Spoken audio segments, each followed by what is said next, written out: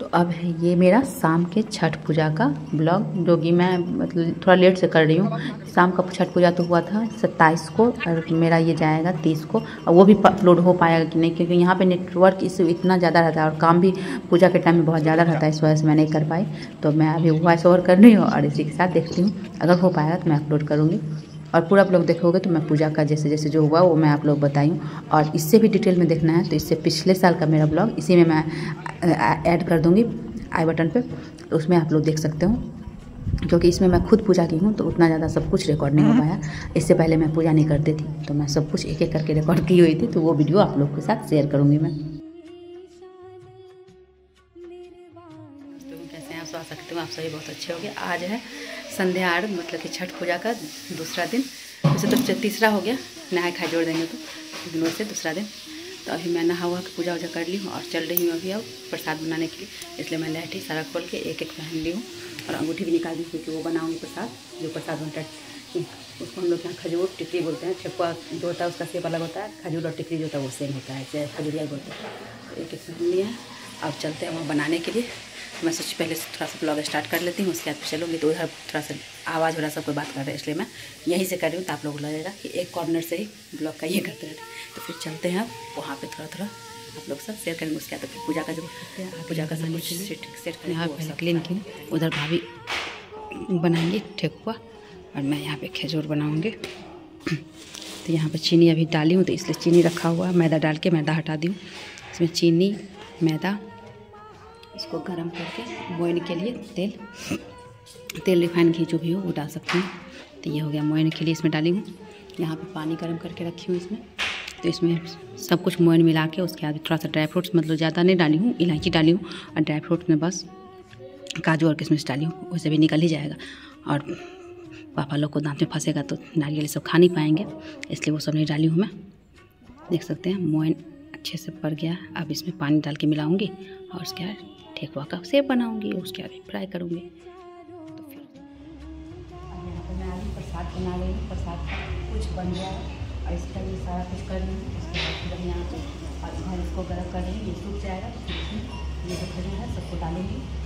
और यहाँ पर कुछ बचा हुआ है देख सकते हैं, तो ये है खजूर और ठेकुआ बनाएंगे भाभी, इसके लिए जो भाई पूजा करके आ रही है तो बनाएंगे।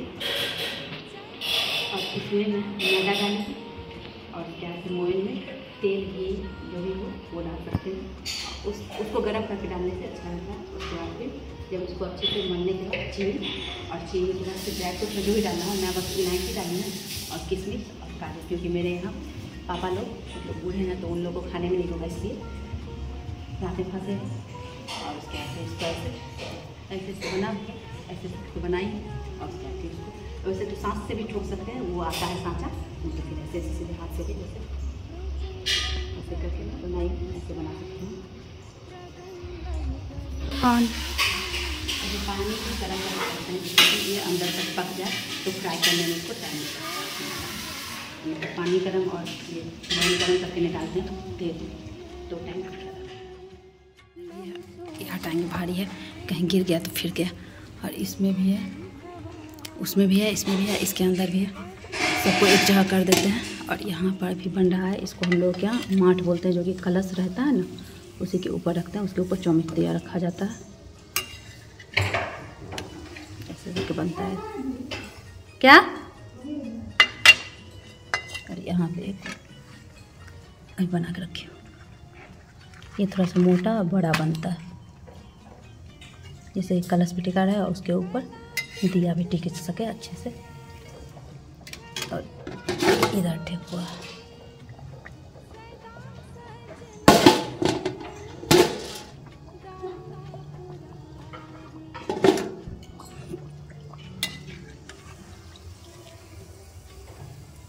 चावल गीला नहीं हुआ है, अब इसको इसमें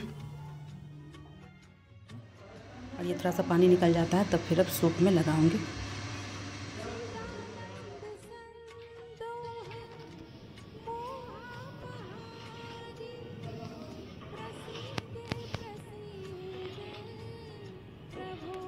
अब यहाँ पे मैं सूप का सब कुछ बन चुका है, अब फल वाला आ भी चुका है, सब धुल भी चुका है।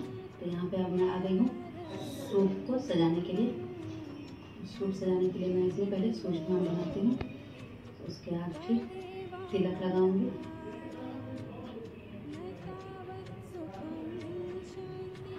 उसके बाद जितना चीज़ डालना है एक एक करके मैं बताती हूँ आप लोगों को क्या क्या डालता है। वैसे तो जितना चीज़ डाल सकते हैं उतना चीज़ डालेगा, लेकिन अभी मेन जो होता है वो तो सबको डालना ही होता है। इसमें सब सूजपान बने ही हुए हैं, 5 थाप लगा देती हूँ। वैसे हर बार बनाती थी लेकिन वो जो रह जाता है ना फिर वो अजीब दिखते रहता है। इधर सब नारियल सब में लगाना होगा, जितना भी फल वाला है ना सब में लगाना होता है। बस वही यही है, छोटा छोटा फल जो रहता है उसमें सीधे छींटा लगा देते हैं, और बड़ा बड़ा फल जो रहता है उसमें सीधे करके लगा देते हैं। ये सारा मैं धो के पहले ही रखी हुई थी, पान वान सब कुछ धोया हुआ है।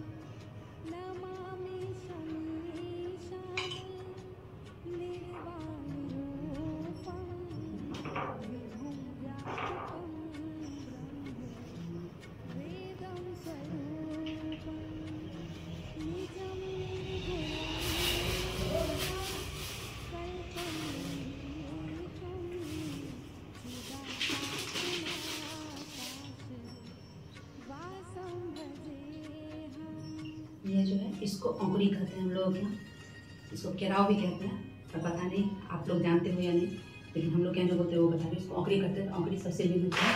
औंकड़ी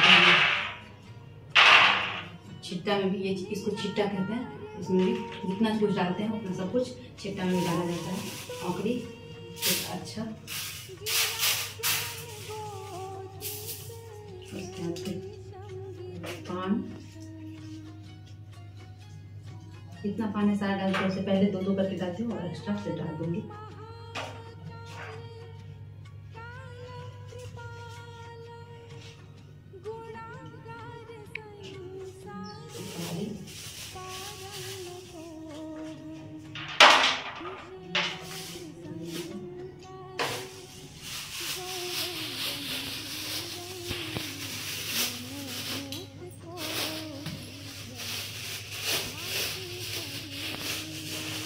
फिर ये प्रसाद होता है, ये है बद्धी, ये है अड़ता का पात, ये भी एक एक करके सब में डलेगा। जितना जितना सूप होता है उतना रहता है और एक छिट्टा के लिए रहता है।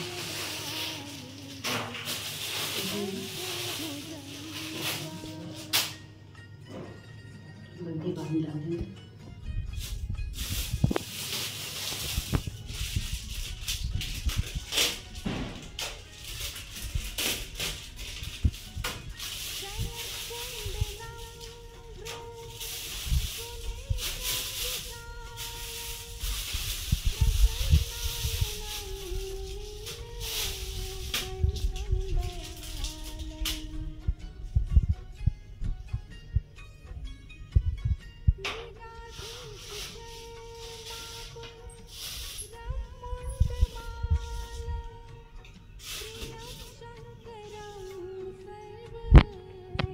बड़ा है।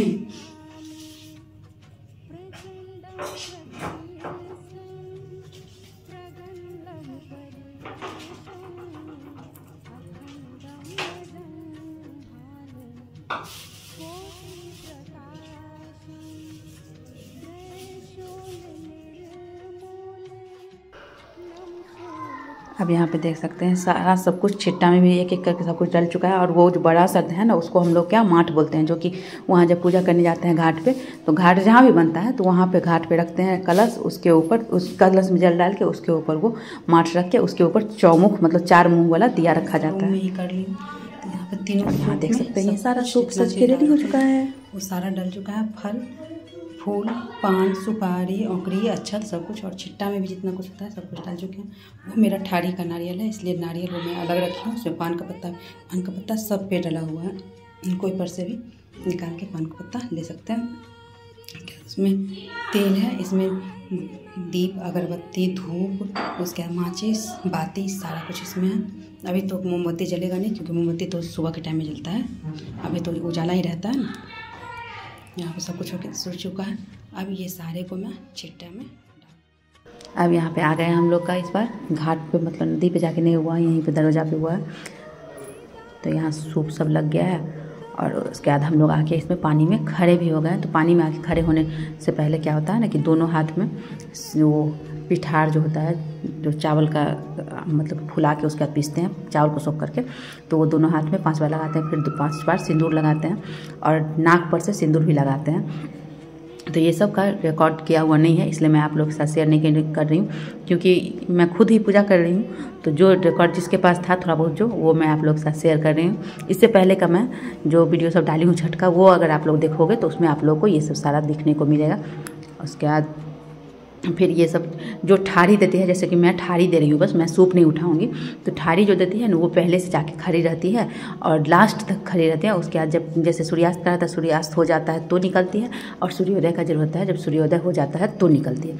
और जो सूप उठाने वाली रहती है ना वो लोग ना बाद में जाती है, लेकिन यहाँ मेरे ससुराल में वो लोग भी, जैसे भाभी लोग सूप उठाती हैं, लेकिन वो लोग भी पहले ही चली जाती हैं और खड़ी रहती हैं। तो सब जगह का अलग अलग ये होता है, लेकिन यहाँ पर हम लोग के यहाँ जैसे मायके में होता है ना, तो वहाँ पे होता है। अभी मैं ना अपने मायके से ये वॉइस ओवर कर रही हूँ, इसलिए यहाँ पे मैं बोल गई। तो यहाँ पे ऐसे होता है। और उसके बाद जैसे ये बहुत इस टाइम से खड़े रहेंगे, और जैसे जो सूप उठाने वाले थे ना वो ना पानी में जाती है, और जब सूर्योदय होने को रहता है उस टाइम में वो अपना मतलब 10 मिनट खड़ी रहती है। उसके बाद फिर सूर्योदय होने को रहता है तो उन लोग को वही फिर से सूप उठाना शुरू हो जाता है। तो कोई सूप देता है, कोई उठाता है, और वो सूप को पहले पानी में लगा के उसके बाद फिर ऊपर भगवान को दिखा के और उसी में फिर अर्घ दिया जाता है। तो अर्घ तो मॉर्निंग के टाइम में दिया जाता है, इवनिंग में और अर्घ नहीं दिया जाता है। इवनिंग टाइम में बस वो पानी में लगा के दे दिया जाता है। और जैसे नदी या पोखरा सब में करते हैं, पोखर तालाब जो भी होता है उसमें करते हैं, तो उसमें तो फिर जाते हैं तो फिर उसमें फिर डुबकी लगा के नहा के उसके बाद फिर हाथ में पिठार सिंदूर लगाते हैं। लेकिन इसमें हम लोग किए हैं तो घर से ही नहा के तैयार होकर तब गए। रेडी हो चुकी हूँ, सब कुछ तो कर ली हूँ, पता नहीं क्या नहीं क्यों। इधर लहठी पहन ली हूँ और मेरा ये साड़ी जामुनी कलर का और ग्रीन कलर का है। साड़ी चूड़ी सब पहन ली हूँ। अब बस चलेंगे। इस बार दरवाज़ा पे ही हो रहा है हम लोग का।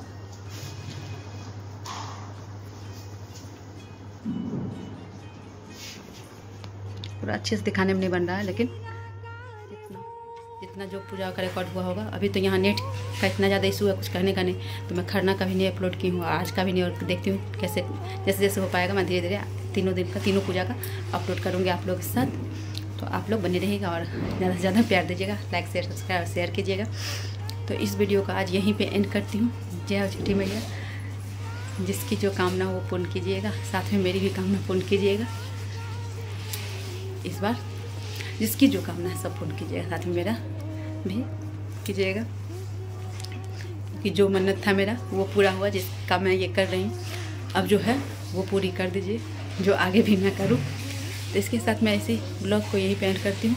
जो मेरे चैनल पर नए हो चैनल को सब्सक्राइब करके बेल आइकन कर दे, जो पुराने हो लाइक कमेंट और शेयर कर, जो इस वीडियो को फेसबुक देखो पेज को फॉलो करके लाइक कमेंट और शेयर करना बिल्कुल न भूलें। तो फिर मिलती हूँ एक नई वीडियो ब्लॉग के साथ। तब तक नमस्कार, हर माते श्री शिवाय नमस्तुभ्यं। वैसे मैं आज दिखा नहीं पाई आप लोगों को साड़ी, तो ऐसे ही हल्का सा देख लीजिए। कॉटन की साड़ी है, साड़ी का कलर ग्रीन और जामुनी कलर है।